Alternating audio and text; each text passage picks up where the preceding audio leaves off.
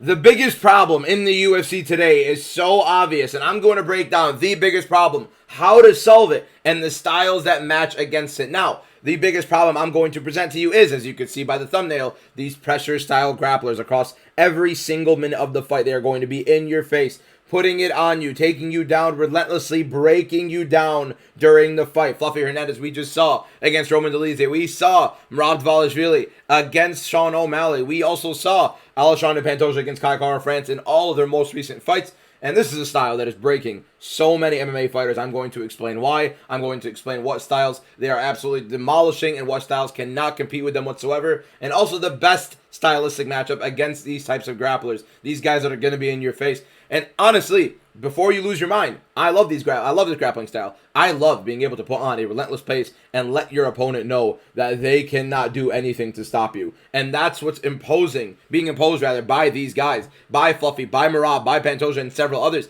It's insane how the new meta in MMA is consistently shooting takedowns on your opponent, because even if you don't get that takedown, a lot of these guys cannot stop these takedowns. They get you, they stuff them. And even if they stop these takedowns, they cannot get out of the way. You end up in a clinch. You end up stalling position for a bit. You end up with a good amount of control, and you're milking that 5-minute clock. Let's talk about this. Let's move forward, and let's see what's going on in the UFC. If you look at the rankings, Alexandre Pantoja and Merab Dvalishvili, both guys at the top of flyweight and bantamweight, like completely demolishing and dominating their divisions against these styles. Now, Alexander Volkanovski, a little bit different because he's not that exact style. But you know who is? Movsar Evloev, #1 contender right now, where Evloev very well likely should be the guy that could be champion. I think he could beat Alexander Volkanovski with a similar style. And that's another guy where you're going to have that. You're going to have that consistent shooting style. You're going to have that consistent pace and pressure from a guy that can wrestle you, that knows he's going to be able to wrestle you, that is pretty durable in Evloev. If you go look at the rest of the divisions, Ilia Topuria, we'll get back to Topuria in a moment. Jack Della Maddalena as well. We'll get back to JDM in a moment. But Dricus Du Plessis is a guy who's going to be pressuring for a lot of the time. A little bit different than those guys. But when you look at the top of some of these divisions, Arman Sarukian, he's going to be pressuring you. He's going to be wrestling you. You go look at Bilal Muhammad. He was just champion on that exact same front. Sean Brady just did that to Leon Edwards as well. A lot of fighters. Khamzat Chimaev, he's going to pressure you. He's going to be shooting takedowns. You can't do a single thing about it. Now, we haven't seen Chimaev do that across several rounds because, I mean, he completely demolishes every single opponent, basically, that he goes in front of and does that too. But again, like I said, Fluffy Hernandez right here. A lot of these guys towards the top are starting to get there. Mateusz Gamrot, he's been living towards the middle and top of the division just by doing that. Jalton Almeida at heavyweight, similar style. He's going to be shooting at you. You know exactly what he's going to do. Yeah, you cannot stop it. Why not? The styles that these guys are fighting, and it's not a knock on them, but it's because of these fighters' lack of adaptation against this. It's because of these fighters allowing this pressure and shying away from these moments. You have these pretty strikers in Sean O'Malley and a couple other guys, but Sean O'Malley is a good representation of this because Sean O'Malley against Merab, after fighting the first fight against Merab on the back foot the entire time, is getting put on the back foot the second fight, accepting that back foot. We expected Sean O'Malley to be in pressure. We expected Sean O'Malley to be moving forward in the second fight. He didn't. The #1 thing that you can give these guys with the pressure foot, with this, is letting them know that your cardio is going to be at subject if you push forward and push the pace with them. If you try to meet them with their pace, you are going to end up submitting to it. And that's them letting them know that on the back foot. When you have guys like Merab marching you down and you are willing to give up that space, you are willing to allow him to play his game moving forward. Now, of course, a lot easier said than done to meet Merab in the middle, to meet Fluffy Hernandez in the middle, to meet Pantoja in the middle. But at the same time, would you rather keep being on the back foot and keep doing the same thing over and over again, knowing that this is exactly what these guys want? They want you to play their game. They want you to be put on the back foot. These fighters need to be able to train. Now, I get it. I'm fat. I'm sitting here on a chair telling you about this. I've never fought a day in my life. I understand that. But you can still break things down. We can still go over things. So if that's your comment, if you're going to comment that right now, if you're about to lose your mind right now, get out of that. Listen to the video. Let's break this down together stylistically. If you are on the back foot against these guys and you're trying to play this range striker fight, that's what a lot of these guys try to do. They try to keep their range. They try to strike guys like Sean O'Malley, guys like Leon Edwards. They want to strike at distance with these guys, keep them away from them, from taking them down. One, that's showing that against this guy, you have no confidence in your takedown defense or your get-up ability. Two, you're also showing this guy that you are fearing the inside with them. You are fearing them getting on the inside. So it's not just that you're not confident in your ability to stop these takedowns and to get up, but you are afraid of keeping them on the inside. Now, if you want to keep your distance, that's perfectly fine, but being on the back foot, allowing them to play their game while keeping your distance, gives them that cage to your back, gives them that constant pressure, gives them the dominance in the cage, letting them move forward on you, letting them put you on the back foot, letting them dictate how this fight is going to go, and you are just playing the reactionary game. You're playing this game of, I'm trying to catch him when he comes in, except this guy's throwing more volume than you, except this guy that's moving forward is putting you on your back foot, is making it harder for you to fight the style of fight you want. If you are on the front foot against these guys, like O'Malley was in round 5 in the first fight against Merab, as a lot of strikers need to start doing a little bit more to put these guys on their back foot, to not let them get their pressure going. Michel Pereira in the first round against Fluffy Hernandez hurt him to the body as he was pressuring forward. It's very different when a fighter who is going to be pressing these guys, I did not want to even do that, but actually we can go to this.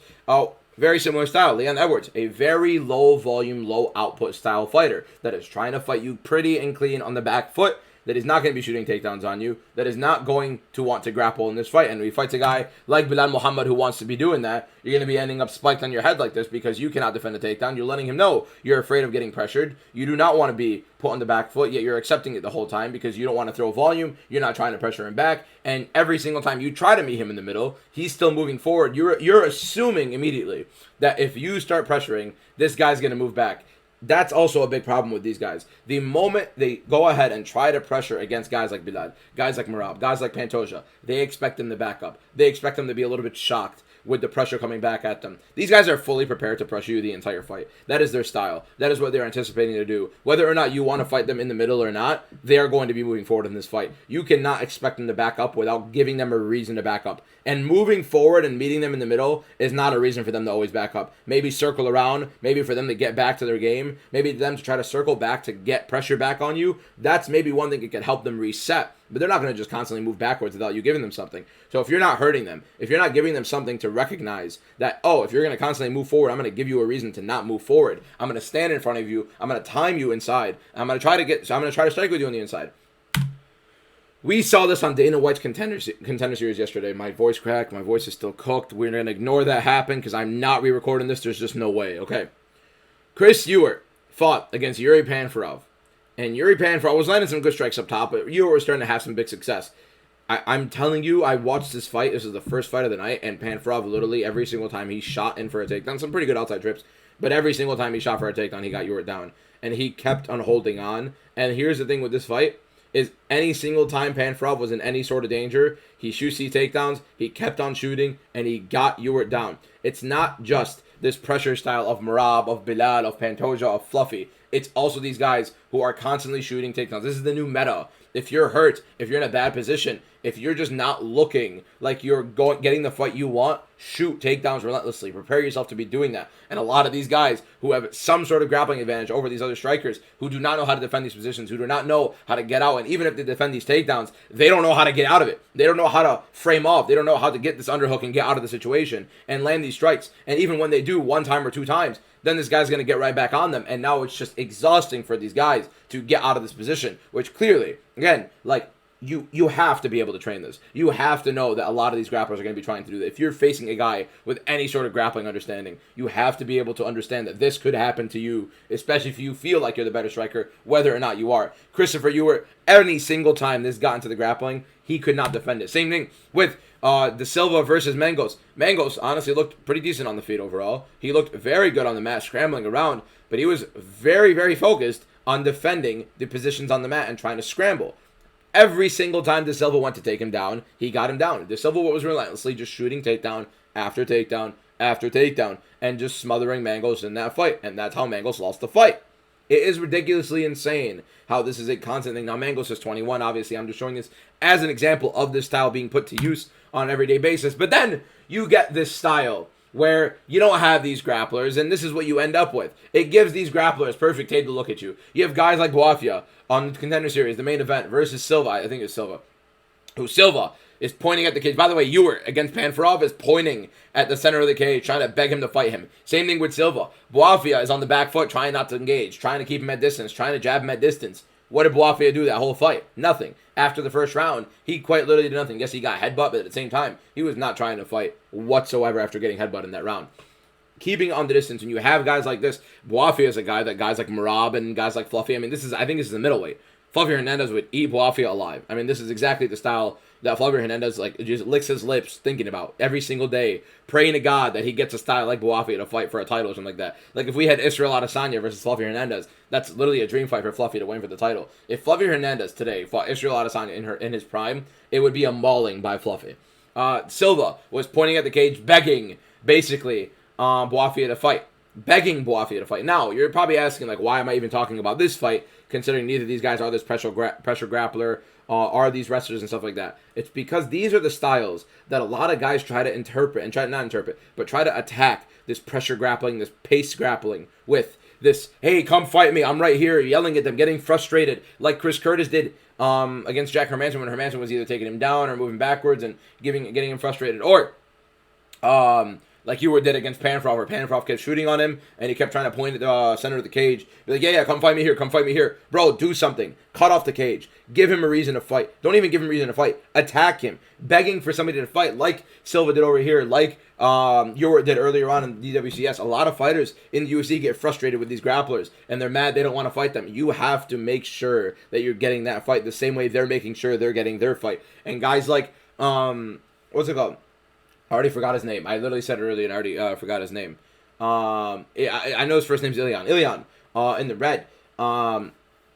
These backward style kickboxers, these kickboxers who want to keep you at range, you are not going to be able to do that against these pressure guys because they're not going to want to fight in this range. They don't care about your jab that you're trying to keep them at bay. They'll eat a jab. They'll eat a jab and they'll eat a shot. And then they're going to get you down. And once you throw that jab and that shot, if you're not completely out of the way by that point, your legs are getting taken from under you, and it's as simple as that. Now, we have a style that combats that. You have Ilia Topuria. You have a guy with the pressure boxing. This is what I love. This is where you get guys who can combat grapplers, who can combat this pace, guys with cardio, that can put those underhooks in, that can use the sprawls, guys who train this takedown defense. Now, I understand that Ilia Topuria is a grappler by nature, but also you can go ahead and check Jack Della Maddalena, not a grappler by nature whatsoever. And Jack Della Maddalena, with this pressure boxing, is going to get in your face and is going to hurt you, like he did against Bilal. The number one stylistic breakdown I had for Bilal Muhammad versus JDM is Bilal is going to pressure you the entire fight. And he's going to move forward. And that's where he gets his takedowns. That's how he succeeds in these fights. He's going to pressure you. He's going to put you on the back foot. He's going to hit you because his boxing is a lot better on the front foot than the back foot.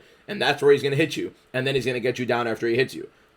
He could not do that against JDM because JDM does not allow the back foot. At times he did, circling back and trying to refocus his plan against Bilal. And Bilal had a little bit of success. Also got JDM down once or twice in that regard.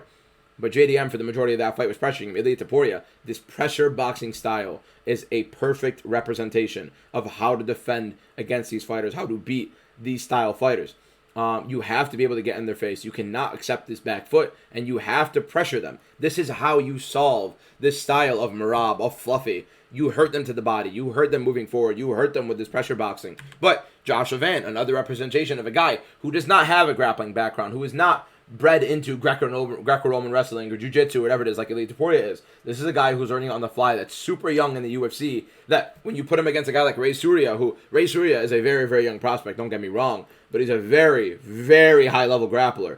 And Joshua Van, his hips, his takedown defense, his underhooks, his sprawl, and the punishment he gives these guys for constantly shooting, letting them know, hey, you want to shoot again? I'm going to elbow you with a frame after defending a takedown with my hips, with the underhooks, with the sprawl, as he did against Ray Surya. That's also important. Not fighting off your back foot, not allowing these guys to get the style fight that they want. It is easier said than done, but it is doable. We see fighters do it. We see high-level fighters do it, and that's why guys like Joshua Van are at the top. Now, is that fight against Pantoja going to be very difficult for him? Yes. Do I think Pantoja can win this fight? Yes, because I do think Joshua Van is a little bit inexperienced. Although he's very, very active in same boxing, he can definitely hurt Pantoja up top. I do think Pantoja overall is just a much more experienced fighter, and maybe in 3-4 years from now, Joshua Van versus a prime Pantoja, I think Joshua Van I probably would pick. But this is the style fight you need. You need to be able to pressure these guys. You need to keep them honest when they're going for these takedowns. You need to be able to punish them for constantly going for these takedowns. You need to make them think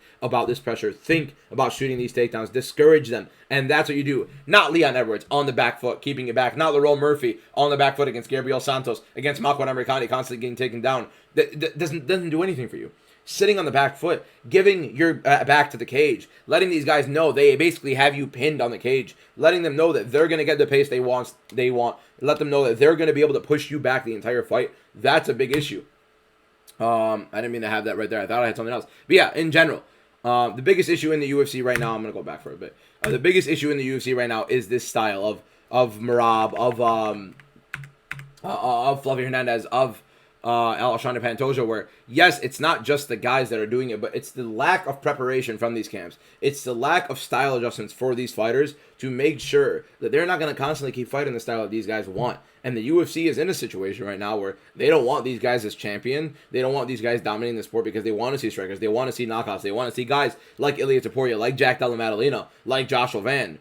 And that's why they're giving these guys much fast-forward opportunities. That's why you see guys like Bilal Muhammad have to win like 10 or so fights in a row to get a title shot. That's why you see Fluffy Hernandez right now, even though most of us find Fluffy Hernandez entertaining, he's on an 8-fight or 9-fight win streak right now. I think 8-fight win streak right now in the UFC, and he's ranked like number 7. Like, he's still not up there at the top of middleweight. He's not guaranteed a title shot next. He might be getting a title eliminator. You never know. But this style, the UFC doesn't love to reward. They want knockouts. They want guys that are going to beat the life out of somebody and punish them every single time they do anything. They want Joshua Van. They want Ilia Topuria. They want JDM. They want Tom Aspinall. Like, they want these guys with knockout power that could set it up, that look clean doing it. And that's the style that combats these guys. Not a Leon Edwards. Not a Lerone Murphy. Not guys who cannot deal with pressure, not deal with wrestling, or at the bare minimum, show that in their game that they can. And we need styles like Joshua Van, like Ilia Topuria, and stuff like that. So, be like Joshua Van, be like Ilia Topuria, be Joe Pyfer. Do not be Joe Pyfer. He sucks. Anyways, thank you guys all for watching.